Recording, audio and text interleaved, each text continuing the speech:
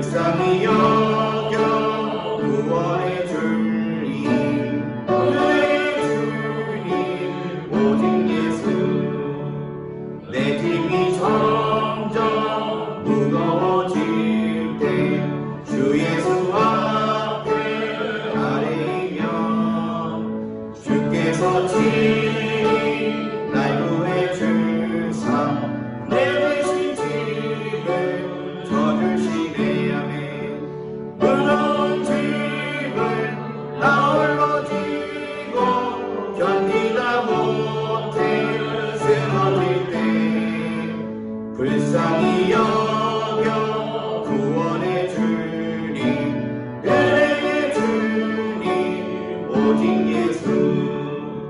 마음에 실어 무서운 죄를 주 예수 앞에 아뢰며, 예수는 나의 능력이 되사 세상을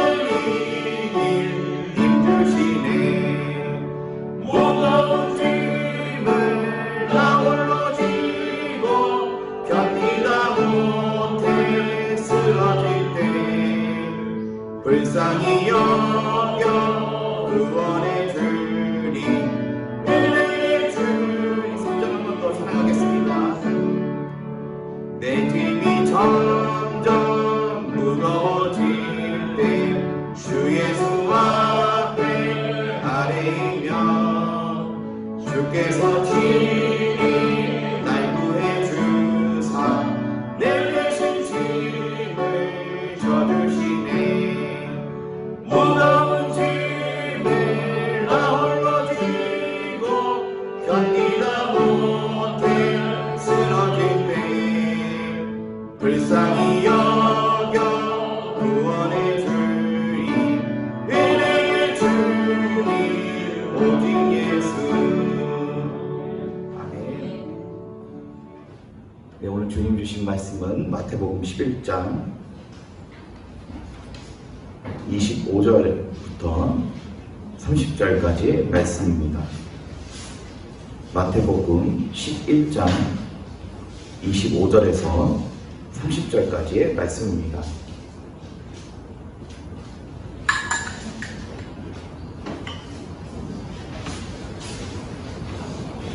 네, 한 목소리로 합독하도록 하겠습니다. 그때 예수께서 대답하여 이르시되 천지의 주제이신 아버지여 이것을 지혜롭고 슬기 있는 자들에게는 숨기시고 어린아이들에게는 나타내심을 감사하나이다. 올소이다. 이렇게 된 것이 아버지의 뜻이니이다. 내 아버지께서 모든 것을 내게 주셨으니 아버지 외에는 아들을 아는 자가 없고 아들과 또 아들의 소원대로 계시를 받는 자 외에는 아버지를 아는 자가 없느니라. 수고하고 무거운 짐진 자들아 다 내게로 오라. 내가 너희를 쉬게 하리라. 나는 마음이 온유하고 겸손하니 나의 멍에를 메고 내게 배우라. 그리하면 너희 마음이 쉼을 얻으리니 이는 내 멍에는 쉽고 내 짐은 가벼움이라 하시니라. 아멘. 제가 예수님을 알지 못할 때 참 좋아하던 구절이 오늘 본문에 등장합니다. 수고하고 무거운 짐진 자들아 다 내게로 와라. 내가 너희를 쉬게 해줄게. 전 이 말씀을 처음 보면서 뭔가 좋다는 생각이 들었습니다. 나를 위로해 줄 사람이 있고 또 어떤 예수님을 인격적으로 바라보았던 것이 아니라 어떤 신으로 바라보았습니다. 처음에 성경을 볼 때는 이렇게 부처님, 하나님 이렇게 같이 신으로 바라보았습니다. 그런데 그 신이라고 하는 예수님께서 다 나한테 와라. 내가 너네를 쉬게 해줄게 라는 말씀을 보았습니다. 그런데 오늘 본문 말씀을 준비하면서 사실 알면 할수록 더 어렵다는 생각이 들었습니다. 간단하게 이해하면 쉬는 게 편해서 그냥 그렇게 이해하면 되지만 오늘 본문의 말씀을 처음부터 끝까지 쭉 읽다 보니까 다른 의미로 느껴지게 되었습니다. 성경은 한 구절만 갖고 이해해서는 안 됩니다. 예수님이 어떤 이야기를 하시려고 앞부분부터 쭉 이야기를 이어하시다가 이렇게 말씀을 하시는 부분을 읽다가 이렇게 이해해야 됩니다. 예를 들어서 예수님이 앞에서 11장은 세례 요한에 대한 이야기를 시작하고 있습니다. 마태복음 11장 보면은 세례 요한이 감옥에 갇혀 있는 상황입니다. 그런데 세례 요한이 제자들, 세례 요한도 이제 유명했던 선생님이기 때문에 제자들이 있었습니다. 그런데 세례 요한의 제자들이 대타로 예수님한테 보내면서 예수님이 이제 막 기적과 이적을 행하시면서 사역하고 계신 걸 보고 예수님한테 두 제자를 보냈습니다. 그래서 세례 요한이 예수님한테 뭘 물어보라고 하신지 아십니까? 이것을 물어보라고 하셨습니다. 오실 그이가 당신입니까? 이걸 물어보라고 시켰습니다. 저 처음에 이 부분 읽고 당황했습니다. 세례 요한은 예수님한테 그 세례를 베풀어 준 선지자입니다. 그리고 마태복음 11장 중반부에 나와 있지만 너희가 즐겨받을진대 오리라 한 이 엘리야가 이 사람이다 라고 예수님이 말씀하고 있습니다. 엘리야와 동일 인물은 아닙니다. 하지만 구약에서 약속한 엘리야가 다시 올 것이다 라고 한 그 인물이 하나님의 보내심을 받은 이 세례 요한이다 라고 이야기하고 있는 부분인데, 그런데 그 엘리야의 영성을 갖고 있는 세례 요한이 물어보라고 하는 겁니다. 제자들한테 오실 그이가 당신입니까? 라고 물어보라고 시킨 것입니다. 그러면서 예수님이 그 제자들한테 이제 못 듣는 자가 들으며 보지 못하는 자가 보며 가난한 자에게 복음이 전파된다 하라 하시면서 이런 말씀하십니다. 11장 6절에 보시면 누구든지 나로 말미암아 실족하지 아니하는 자는 복이 있도다 하시니라 말씀하십니다. 나로 말미암아 실족하지 않는다는 뜻은 주님 안에서 주님을 잃어버리지 않고 실족하지 않는 그 자가 복이 있다는 뜻입니다. 세례 요한이 이렇게 감옥에 갇혀 있다가 결국에는 그 왕에게, 헤롯 왕에게 그 딸이 바라는 대로 세례 요한의 목을 주세요 해가지고 후에 이제 세례 요한은 감옥에서 순교합니다. 목이 잘려서. 그때 그 전에 바로 기록된 것이 이 부분입니다. 세례 요한은 더 이상 그리고 성경에서 등장하지 않습니다. 이렇게 하고서 감옥에 있다가 예수님의 그 말씀을 듣고 나중에 이제 목이 잘려서 순교합니다. 그런데 오늘 말씀 보시면은 쭉 이런 믿음, 내 안에서 실족하지 않는 그 자가 복이 있는 거다. 예수님을 잃어버리지 않는 자가 복이 있는 것이다 하면서 엘리야에 대한 이야기 쭉 하시면서 25절에 말씀이 시작되고 있는 것입니다. 함께 읽어보도록 하겠습니다. 그때에 예수께서 대답하여 이르시되 천지 주제이신 아버지여 이것을 지혜롭고 슬기 있는 자들에게는 숨기시고 어린아이들에게는 나타내심을 감사하나이다. 아멘. 주님은 한 가지를 감사하나이다 라고 표현하고 있습니다. 무엇을 감사하고 계십니까? 이것을 지혜 있고 슬기 있는 자들에게는 하나님이 숨기셨다 이겁니다. 가리셨습니다. 그러나 어린아이들에게는 나타내심을 감사하나이다 라고 감사 기도 드리고 있습니다. 하나님 앞에. 이 땅에서는 어떤 지식이 절정에 이르신 분들이 각 분야에 있습니다. 뭐 과학자들이라든지 뭐 어떤 철학자들이라든지 그들도 지혜가 있으면 이 땅에서 다른 사람보다 더 잘 알고 우매한 자가 아닌 아주 그 명철하고 살이 잘 분별하고 남들보다 더 사람들을 이렇게 잘 다스리는 어떤 재물도 취하고 있고 권력을 취한 자로 이 땅에서 살아갑니다. 그런데 주님 말씀하시기를 우매한 자는 어차피 모를 거고 지혜 있는 자도 모르고 슬기 있는 자도 모른다. 이것을 모른다 라고 이야기하고 있습니다. 이것이라고 하는 것은 문맥상 그 아들을 아는 것입니다. 아들을 아는 것. 이 후반부에도 말씀이 나와 있는데 지혜 있고 슬기 있는 자들에게는 하나님이 숨기셨습니다. 그러나 어린아이들에게는 나타내심을 감사하나이다 말씀하시는데 어린이만 아는 것이 아니고 이것은 하나님을 어린아이와 같이 바라보는 이들이 안다라고 하는 것입니다. 어린아이도 죄성이 있습니다. 그러나 성인이라고 하더라도 어린아이 같이 주님을 따르는 그 성도가 복 있는 성도입니다.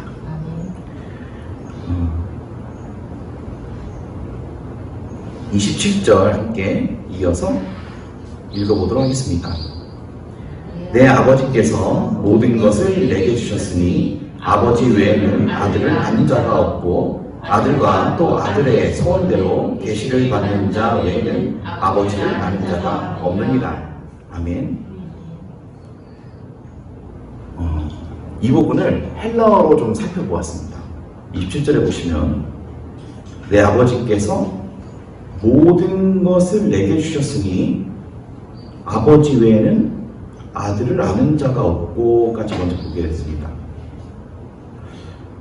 전 이 부분을 묵상하면서 이런 생각이 들었습니다. 아버지께서 모든 것을 내게 주셨기 때문에 아버지 외에는 아들을 아는 자가 없다. 이것이 좀 이해가지 않았습니다. 아버지께서 모든 것을 내게 주셨는데 아버지 외에는 아들을 아는 자가 없다 라고 이야기하고 있습니다. 이게 모든 것이라고 쓰여있는 부분은 헬라어로 파스라고 쓰여있는데 이것은 이런 뜻을 갖고 있습니다. 만유라는 뜻을 갖고 있습니다. 아버지 하나님께서 만유를 아들에게 주셨으니 라고 이야기합니다. 저희가 예를 들어서 친한 사람끼리 어떤 물건을 주고받습니다.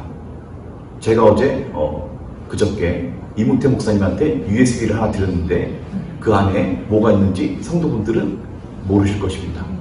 그런 것처럼 어떤 것을 주는 이와 받는 이만 알 수 있습니다.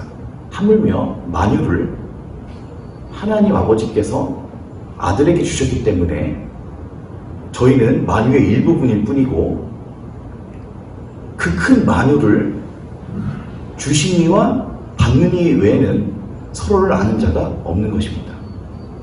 하나님께서 만유를 아들 예수 그리스도에게 주셨기 때문에 아들을 그 만유를 소유한 아들을 아는 자는 만유를 주신 하나님밖에 모르십니다. 그러면서 또 말씀하십니다. 아버지 외에는 아들을 아는 자가 없고 아들과 또 아들의 소원대로 계시를 받는 자 외에는 아버지를 아는 자가 없느니라. 네, 오늘 말씀의 주제입니다. 아들을 아는 것입니다. 이 말씀을 통해서 이것을 말씀하고 있습니다. 아들을 아는 것도 아버지뿐이고 그 만유를 주신 아버지를 아는 것도 아들뿐인데 여기 한 가지 더 조건이 붙습니다. 아들의 소원대로 계시를 받는 자들. 이것은 어떤 은사가 있어서 내가 막 계시 받다 하는 게 아니라 어린아이 같이 하나님을 사랑하는 자들이 아들을 보고 또 하나님을 보는 것입니다. 그런데 여기 보시면은 안다라고 하는 자, 아는 자라는 단어가 있습니다. 여기에서 아는 것이라고 하는 것은 에피기노스코라고 합니다.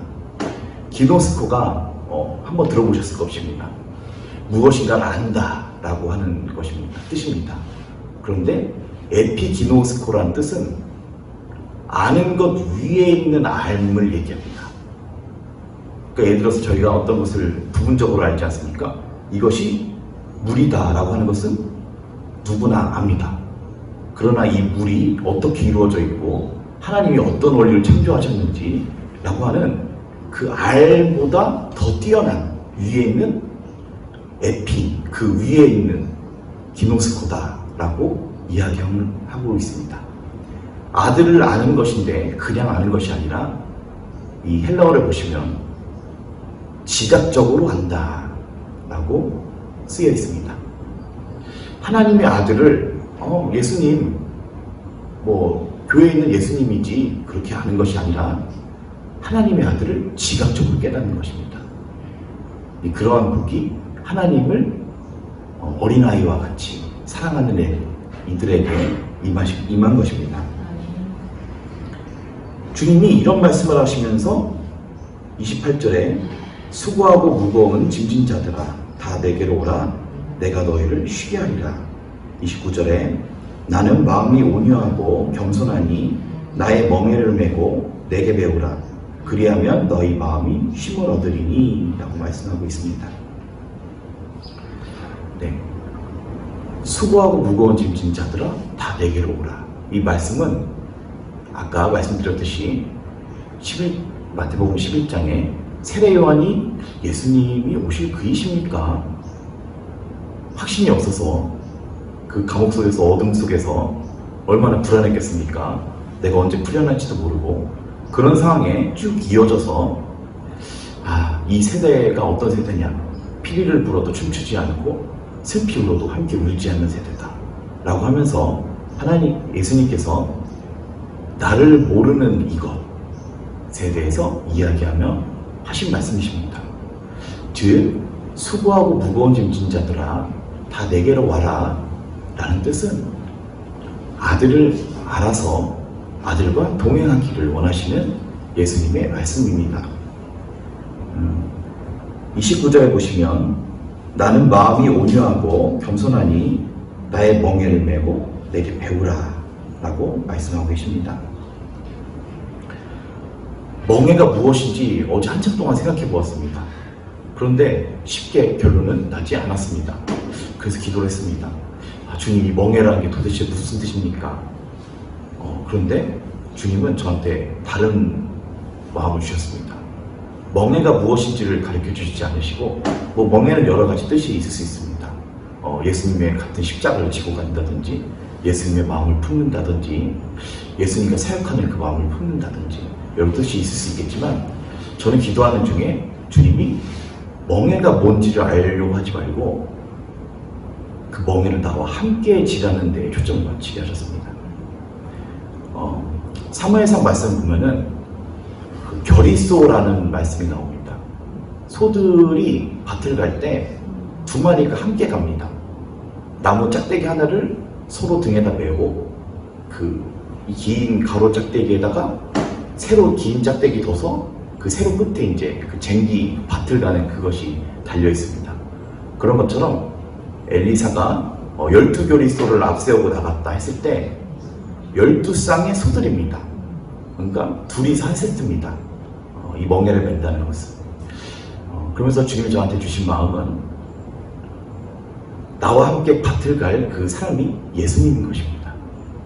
예수님의 멍에에 옆자리가 비어있는 것입니다. 그러면서 예수님은 나와 함께 간다는 것을 나와 함께 멍에를 메고 가자라고 표현하고 계셨습니다. 저희가 세상을 살아가다 보면은 오늘 말씀과 같이 주님이 저희를 부르셨을 때 이렇게 불렀습니다. 수고하고 무거운 짐 진 자들아 라고 이야기하셨습니다. 어느 누구도 이 땅에서 이 세상의 짐을 지지 않는 사람이 없습니다. 다 집니다. 주님이 일부분만 부르신 게 아닙니다. 너는 특별히 힘들구나 해서 부르신 게 아닙니다. 누구에게나 짐이 있습니다. 세상의 짐도 있지만 죄짐이 있습니다. 죄짐. 그것은 무거운 것입니다. 수고하고 무거운 짐진 자들아, 성도를 이렇게 부르셨습니다. 오늘 하루